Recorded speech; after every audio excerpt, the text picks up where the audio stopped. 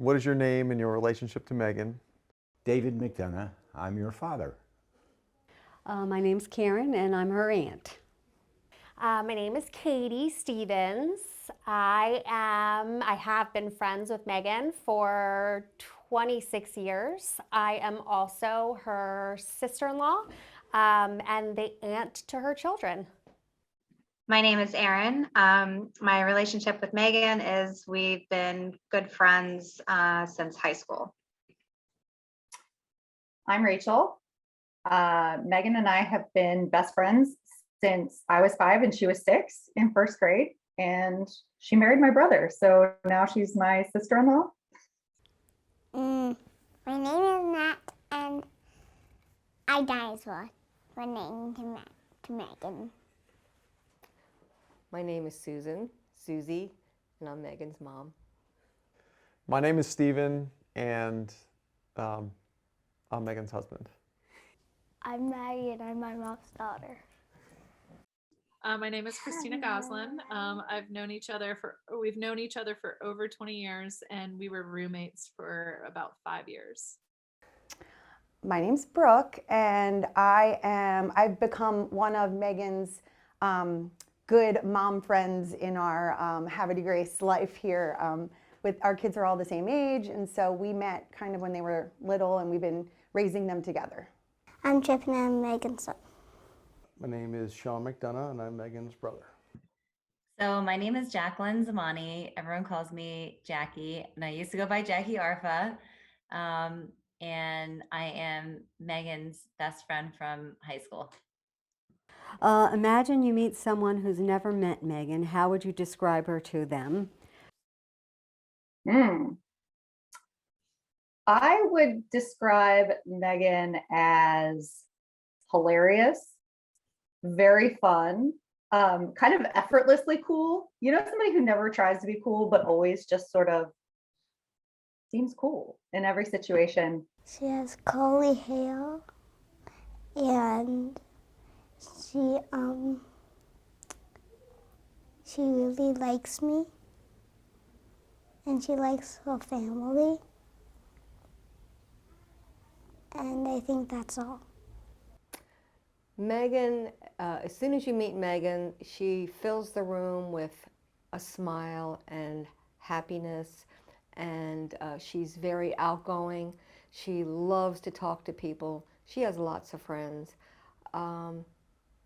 You know, people just want to come and be around her because she makes you feel so comfortable and makes you feel good. Oh my goodness, she's a hilarious, random, fun person who I consider one of my closest friends of all time. I would also say she's really real. Like Meg is who she is. She doesn't pretend to be anything else. She has really neat hair. I don't know. What is something you admire about her? She's so caring. She really is just the most caring person that I've ever met. She is constantly, thinking about everyone. And I love that quality about her. She's just amazing, amazing person.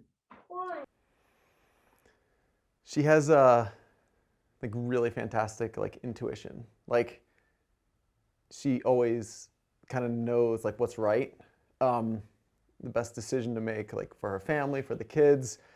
And I'm super analytical, so sometimes I think I'm certain, but I've learned over time to trust what she says, even if I don't totally agree.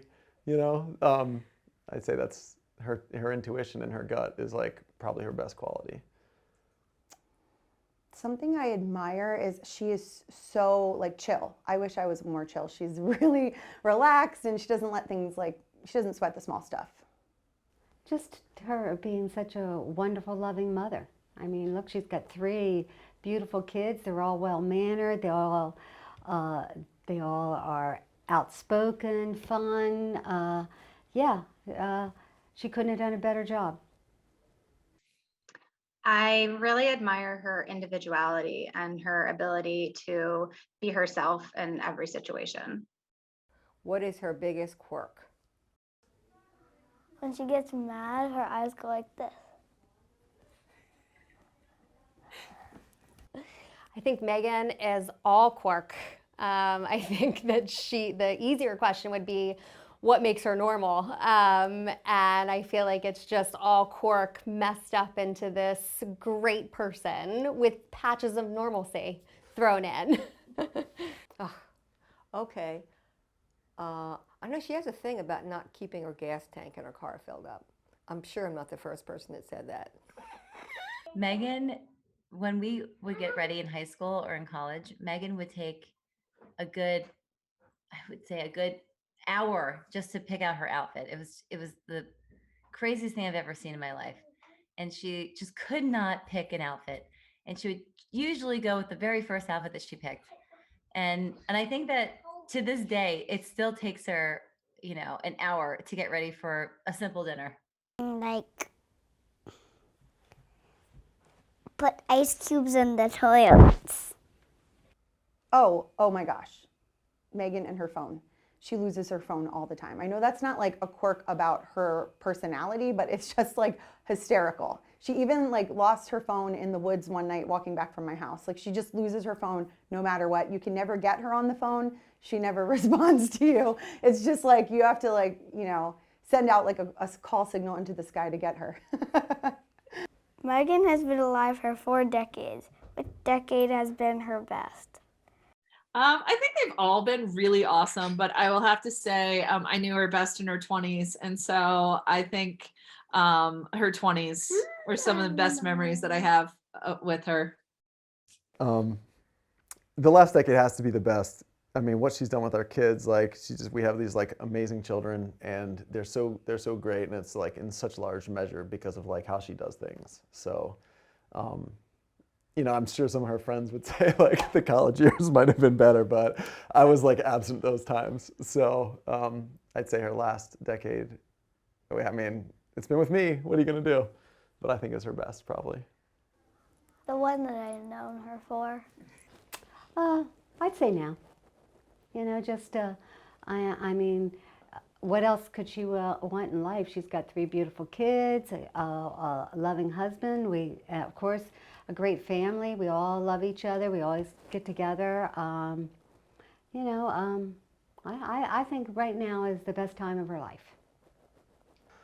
I think easily this past decade has been her best.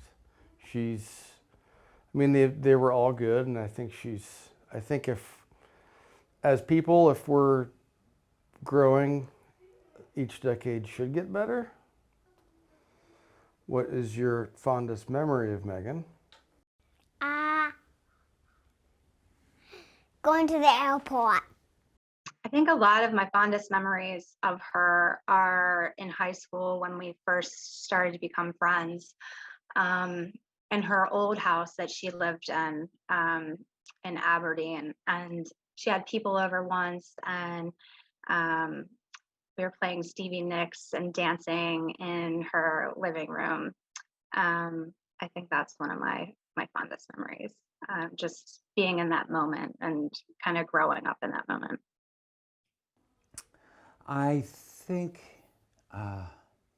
when she was little and I would get her ready to go to daycare, and she would insist on dressing herself rather than having me dress her.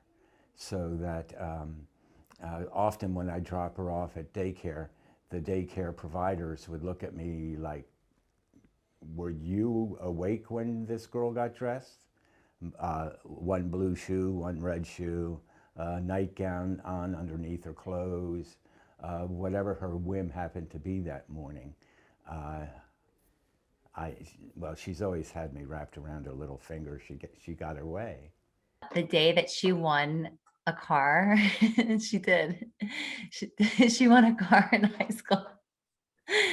So we all got our license, the group of girls, we all got our license, and Megan didn't have a car. Megan was the only one that didn't get a car. And I remember Rachel put her name in this like lottery in high school, and Rachel's so sweet. Rachel put her name in it because it was for this car, and and she ended up winning it. And I remember when she won it, it was like the happiest moment of her life, I think, because she was so excited for this car. It was so nice to see like that kind of reaction too, you know.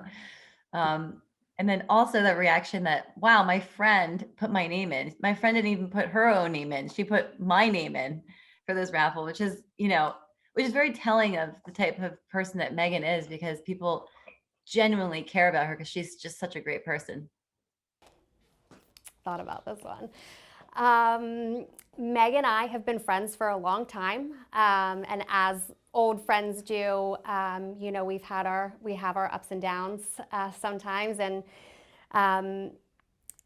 when my dad passed away, for one reason or another, you know, we hadn't spoken in a while, and as soon as she heard, the second that she heard that my dad had passed away, she didn't even call me. She just got in her car and drove to my house and crawled into bed with me, and we just cried together. And that was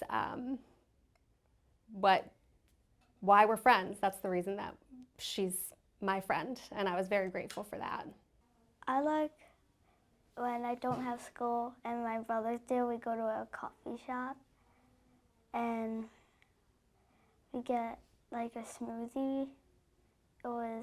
It's a different coffee shop than the one in Happy Grace.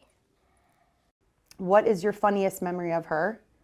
Well, the funniest memory has to do with her and her mother. And usually I worked at APG, and on my way home I'd always stop at Coal Lane Drive to say hi to my sister and Megan and Maggie and Megan. Why she ever named her daughter the same, but you get also confused. And then Mac. But anyways, anyways, I would stop over there after work. Well, my sister had this wonderful idea. She had bunions, and she decided to get them both taken off at the same time. Okay, so I stopped over there one day, and I kept hearing my sister yell, "Megan, Megan, get over here!" And anyways, I walked in the door. My sister is on all four, crawling around the living room, butt naked, because she had just got out of the bathtub, and you know she can't walk. She's got this, so she's crawling all around, and all I see is my sister's rear end, you know, up in the yelling, "Megan, Megan!" And Megan's just running around screaming, laughing. You know, it's like she knew that she could get away with that. And so yeah, that was the funniest moment. And all I said is, "What the hell is going on here?" Well, I'm sure my sister already told you the story of when I had my bunion surgery. Like, I don't know if it's funny. Megan's just a funny person. Like, I don't know if anyone told this story so far, but like, she tore her ACL when we were 18 just because she was pretending to be a skateboarder and like jumping up on weird trash cans and stuff. Like, that's just Megan. She's a funny person. So I could literally share like a lot of funny stories. So I don't know if this is the funniest, but this is one that like I love to tell. So I'll try to give the short version because this is like a lot of people in here. But we were on a trip to Colorado. This is before we had kids, and we were sitting like at the gate waiting for our airplane. It's like 6 o'clock in the morning, and they come over the loudspeaker and they're like, "The flight next to us got canceled." And I was just kind of reading my magazine like, "Oh, like sucks for them. Like, sorry, their flight's canceled." Well, she just gets up and kind of walks away. Well, they start boarding our flight. She's like, never comes back. It's like 30 minutes later. And I'm like waiting, like the gate's about to close. And I see her like nonchalantly, like walking down, like eating a bag of beef jerky. Like, and she yells at me like, "Don't worry, I changed our flights." And I'm like, "Why?" She's like, "You were just sitting there like a lump on, like a bump on a log. Like they told us our flight was canceled." And I was like, "Babe, that was the flight next to us." So she changed our flight that was like, didn't need to be changed. And that was just like kind of funny. And she was annoyed with me for like not making any, continuing to read my magazine. So that was pretty funny. I mean, we just, all we do is like, we laugh. We have so much fun all the time.